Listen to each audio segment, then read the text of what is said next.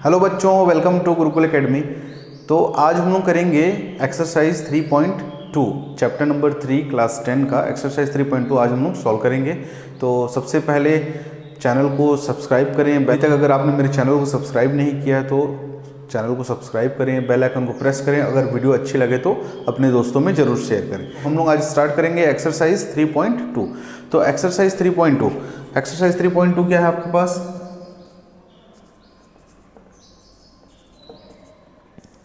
उसका first question है exercise 3.2 का। सबसे पहले हमको इसमें कुछ सॉल्यूशन देखना पड़ेगा। तो बेसिकली अगर हमारे पास दो लाइन की इक्वेशन है, सपोज पहला लाइन की इक्वेशन है a1x plus b1y is equal to c1 और दूसरा हमारे पास a2x plus b2y is equal to c2। ठीक है, तो इस मेथड को हम लोग बोलते हैं ग्राफिकल मेथड। तो ग्राफिकल मेथड में हमारे पास तीन सॉल्यूशन होते हैं। ग्राफिकल मेथड में हमारे पास तीन सॉल्यूशन होते हैं। पहला सॉल्यूशन होता है, इसमें जो यहाँ आपके कोफिशिएंट दिख रहे हैं, यहाँ क्या क्या कोफिशिएंट दिख रहे हैं आपको? a1, b1 और c1, ये तीनों कोफिशिएंट आपको दिखाई दे रहे हैं। और इसमें क्या कोफिशिएंट दिख रहे हैं आपको? a2, b2 and c2। तो a2, b2 और c2। ठीक, तो बेसिकली हमको इनका फ्रैक्शन निकालना है। तो कैसे करेंगे? a1 अपॉन a2 अगर इक्वल टू है b1 अपॉन b2 के, अगर ये भी इक्वल टू है c1 बाई c2 के।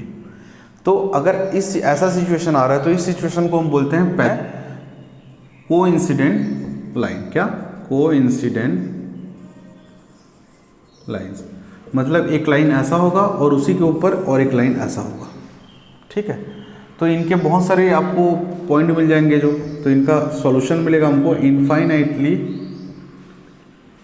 इनका सॉल्यूशन मिलेगा हमको इनफाइनाइटली मैनी सॉल्यूशन।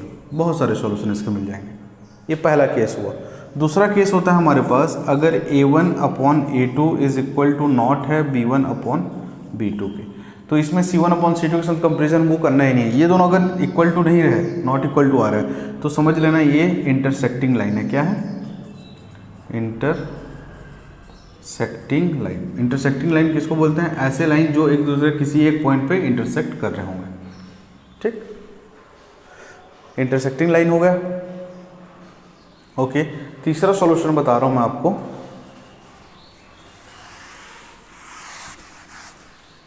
तीसरा सॉल्यूशन है if a1 upon a2 is equal to b1 upon b2 is equal to not c1 upon c2। मतलब a1 अपॉन a2 और b1 अपॉन b2 इक्वल हैं और c1 अपॉन c2 इन दोनों के equal नहीं है। तो इसको बोलते हैं हम लोग पैरेलल लाइंस। क्या बोलते हैं? Parallel lines. पैरेलल लाइन है मतलब इनके कोई सॉल्यूशन नहीं होंगे, नो सॉल्यूशन। ठीक है, तो इन दोनों सिचुएशन में इनको हम लोग बोलते हैं कंसिस्टेंट। क्या बोलते हैं? Consistent line. और इसको बोलते हैं हम लोग इनकंसिस्टेंट। ठीक, इस टर्म को याद रखना आप लोग। अगर तीनों इक्वल टू रहे तो कोइंसिडेंट लाइन होंगे, मतलब कोइंसाइड करेंगे, एक लाइन दूसरे लाइन के ऊपर कोइंसाइड करेगा, इसको भी कंसिस्टेंट लाइन बोलते हैं। और जो हमारा रिजल्ट होगा वो कंसिस्टेंट रहेगा। ठीक है, जो हमारा रिजल्ट रहेगा वो कंसिस्टेंट रहेगा। उसके बाद इसके जो सॉल्यूशंस आएंगे इनफाइनेटली, कहीं पे भी बहुत सारे पॉइंट पे ये लोग इंटरसेक्ट करेंगे तो इनफाइनेटली मैनी सॉल्यूशन। दूसरा जो केस है, अगर ये दोनों इक्वल टू नहीं है, a1 upon a2 is not equal to b1 upon b2, तो इस केस में ये बनते हैं इंटरसेक्टिंग लाइन। इंटरसेक्टिंग लाइन मतलब ये होंगे ओनली वन सॉल्यूशन। मतलब एक सॉल्यूशन होगा जहाँ इंटरसेक्ट करेंगे, यहाँ पे जैसे इंटरसेक्ट कर रहे हैं तो एक ही सॉल्यूशन होगा इनका। ठीक है, उसके बाद ये भी कंसिस्टेंट होगा। ठीक, इसका थर्ड कंडीशन है a1 upon a2 is equal to b1 upon b2 is not equal to c1 upon c2। तो ऐसा केस रहा तो पैरेलल लाइन का, पैरेलल लाइन की कोई सॉल्यूशन नहीं रहता है और ये इनकंसिस्टेंट होता है। ठीक, इतना समझ में आया आप लोगों को? चलो स्टार्ट करते हैं हम लोग एक्सरसाइज 3.2। क्वेश्चन है हमारे पास, आप लोगों को क्वेश्चन ऊपर में दिखाई दे रहा होगा। ठीक, क्या दिख रहा है क्वेश्चन में? 10 student of class 10 took part in mathematic quiz. 10 student हैं क्लास 10 के जो मैथमेटिक क्विज में पार्टिसिपेट कर रहे हैं। If the number of girl is 4 more than the number of boys, find the number of boys and girl who took part in the games. तो ये question आपको दिख रहा है। क्वेश्चन के बाद आप लोग सॉल्यूशन पे देखें। सॉल्यूशन कैसे बनाएंगे हम लोग, ठीक। सपोज इसमें हमको एज्यूम करना है, लेट या एज्यूम दैट या suppose number of girl is equal to x. कितने गर्ल्स हैं, नंबर ऑफ गर्ल एक्स, और number of boys is equal to y, ठीक। Number of girls x, number of boys y. तो हमारे पास question में given है, अकॉर्डिंग टू क्वेश्चन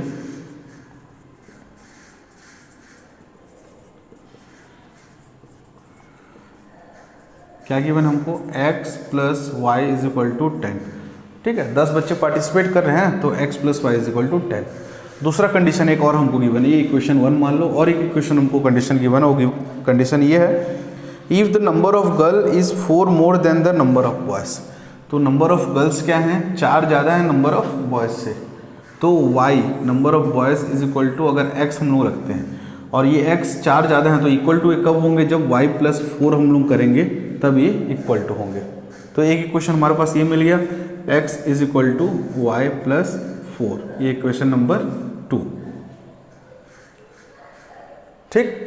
अब क्या करना है हमको, अब हमको इसका सॉल्यूशन बनाना है। हमारे पास दो इक्वेशन है, एक है x plus y is equal to 10 और दूसरा है x is equal to y plus 4। हमको इसमें दो अलग अलग वैल्यू लेने हैं, ठीक। सपोज x की वैल्यू को हम लोग लेंगे यहाँ पे, पहले x इज इक्वल टू मान लो हम लोग लेते हैं 0, x की वैल्यू 0 ले लेंगे तो y की वैल्यू क्या आ जाएगी, यहाँ पे यहाँ 0 रख देंगे तो y की वैल्यू 10 आ गई।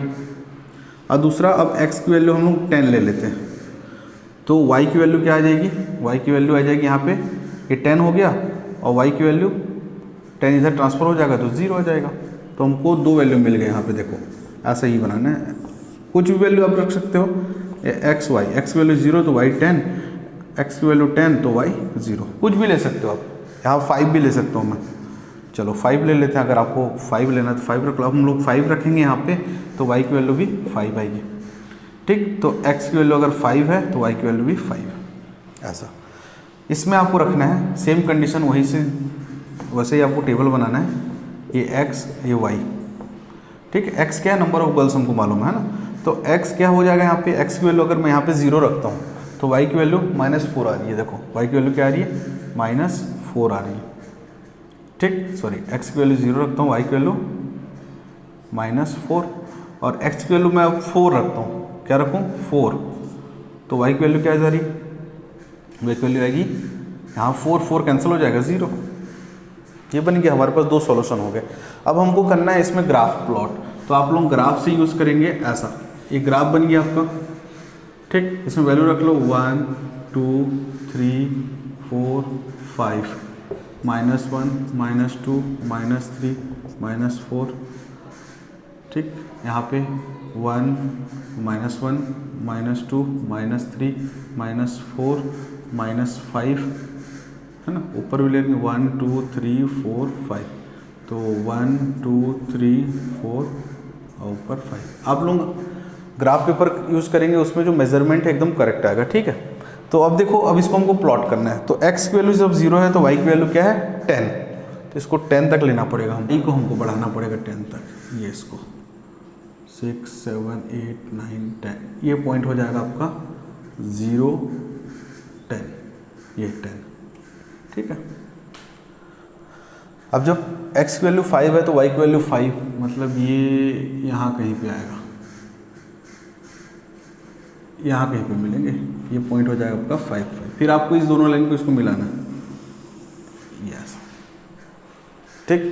इसके बाद दूसरा में आ जाएं, इसमें ये लाइन कौन सा हो गया आपका, दूसरा ये वाला इक्वेशन। अब इसको देखें, x की वैल्यू 0 है तो y की वैल्यू -4, तो x की वैल्यू यहाँ पे 0 है तो y की वैल्यू -4, मतलब यहाँ पे ये पॉइंट आ गया 0 -4। उसके बाद x की वैल्यू 4 है तो y की वैल्यू 0, तो x की वैल्यू 4 तो y की वैल्यू 0 यहाँ, तो ये वाला पॉइंट आ गया। ये कौन सा पॉइंट हो जाएगा बेटा, ये हो जाएगा 4 0। अब इस लाइन को आपको मिलाना है, ठीक है,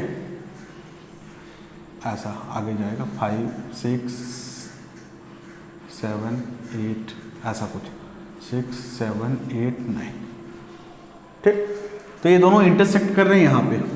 ये वाला पॉइंट नीचे से देखो तो 7 आ रहा है, ऊपर से देखो तो 3 आ रहा है। ठीक है, तो आप लोग ग्राफ में करेंगे ना तो एकदम एग्जैक्ट पॉइंट आएगा। तो हमको क्या मिल रहा है यहाँ पे 7 और 3, ये इसका सॉल्यूशन है 7 3। देखो हमने क्या एज्यूम किया था, हमको सॉल्यूशन क्या मिला, सॉल्यूशन मिला हमको 7 3। 7 किसकी वैल्यू होती है, x की, और 3 y की। तो x की वैल्यू क्या हो जाएगी 7 हो जाएगी, y की वैल्यू 3। तो टोटल नंबर ऑफ गर्ल्स कितने हो जाएंगे 7, और टोटल नंबर ऑफ बॉयज़ के हो जाएंगे 3। तो दोनों का सम करोगे तो 10 मिल रहा है आपको। और अगर आप देखना चाहें तो गर्ल्स कितने 4 मोर है, 4 मोर देन बॉयज़ कंडीशन जो आपको गिवन था, ये वाला कंडीशन भी सेटिस्फाई हो रहा है। तो 7 3 ऐसा आंसर आपको निकालना है। ठीक है, तो आप इसको ग्राफ में प्लॉट करोगे तो एकदम एग्जैक्ट पॉइंट टू पॉइंट आपका आंसर आने वाला है। ठीक, इसी टाइप से दूसरा क्वेश्चन भी आपको बनेगा 5 pencil and 7 pen together cost ₹50 where 7 pencil and 5 pens together cost ₹46। Find the cost of pencil and that of 1 pen. ठीक है, मैं इसका क्या कर देता हूँ, मैं इसका इक्वेशन बना देता हूँ। इक्वेशन आप सॉल्व कर लेंगे, फिर मैं इसका इक्वेशन आपको रेडी करके दे देता हूँ, आप लोग इसके आंसर बना लेंगे। देखो आपको बोला है कि 5 pencil and 7 pen together cost ₹50। सबसे पहले आपको मानने पड़ेंगे कि suppose price of 1 pen, price of 1 pen is equal to x rupees, और price of 1 pencil y rupees. ऐसा कर लो। उसके बाद आपको 5 पेंसिल और 7 पेन, तो 5y + 7x is equal to आपको गिवन है 50। ये इक्वेशन 1 हो गया आपका। और दूसरा आपको गिवन है 7 पेंसिल एंड 5 पेन्स, जस्ट उसका opposite 7y + 5x is equal to 46। बस आगे काम वही करना है, दोनों के अलग अलग सॉल्यूशन निकालने हैं, ग्राफ में प्लॉट करने हैं, जहाँ दोनों इंटरसेक्ट करेंगे हमको इन दोनों का प्राइस मिल जाएगा। ठीक है बच्चों, तो आप बना लेंगे ये वाला क्वेश्चन को। ओके, तो क्वेश्चन नंबर 2 है हमारे पास। देखें आप लोग, सुने क्वेश्चन को। On comparing the ratio A1/A2, B1/B2 and C1/C2 find out whether the line representing the following pair of linear equation intersect at a point are parallel और coincident। ठीक है, तो आपको इसका सॉल्यूशन बनाना है। तो मैं 2 इक्वेशन, पहला इक्वेशन बस कर रहा हूँ। फर्स्ट इक्वेशन आपके पास 5x - 4y is equal to 8 is equal to 0, और दूसरा आपके पास 7x + 6y - 9 is equal to 0। ठीक, तो ये a की वैल्यू है, a1 की वैल्यू, ये a2 की वैल्यू है, ये b1 की वैल्यू, ये b2 की वैल्यू, ये c1 की वैल्यू, ये c2 की वैल्यू। ठीक है, हमारा जो स्टैंडर्ड इक्वेशन होता है वो ax + by + c is equal to 0 इस फॉर्म में होता है, इसको कभी मत भूलिएगा। ठीक है, तो आप निकालें इसमें a1/a2, b1/b2, c1/c2। तो a1/a2 की वैल्यू 5/7, b1/b2 की वैल्यू -4/6। ठीक है, और c1/c2 की वैल्यू 8/-9। तो देखो ये यहाँ 5/7 आया है, ये -4/6, तो यही एक दूसरे के इक्वल टू नॉट है ना। मतलब a1/a2 is not equal to b1/b2 इस कंडीशन में। तो हम क्या बोल सकते हैं, इसको देखना ही नहीं हमको, तो हम क्या बोल सकते हैं, ये इंटरसेक्टिंग लाइंस है। क्या है, इंटरसेक्टिंग लाइंस। इनके क्या होंगे, ओनली 1 सॉल्यूशन, और कैसा होगा, ये कंसिस्टेंट होगा। ठीक, मिल गया आंसर। ऐसे ही करना आपको सारे का। आपको मालूम है कंडीशन में अगेन रिवाइज कर देता हूँ एक बार। कंडीशन आप लोग देख लें। पहला कंडीशन तो आपको ये समझ में आ गया इंटरसेक्टिंग लाइन के लिए। पैरेलल के लिए क्या होता है, a1/a2 is equal to b1/b2 is not equal to c1/c2। ये पैरेलल के लिए होते हैं। क्या होते हैं ये, पैरेलल के लिए। पैरेलल इनका क्या होता है, नो सॉल्यूशन, कोई सॉल्यूशन नहीं होता।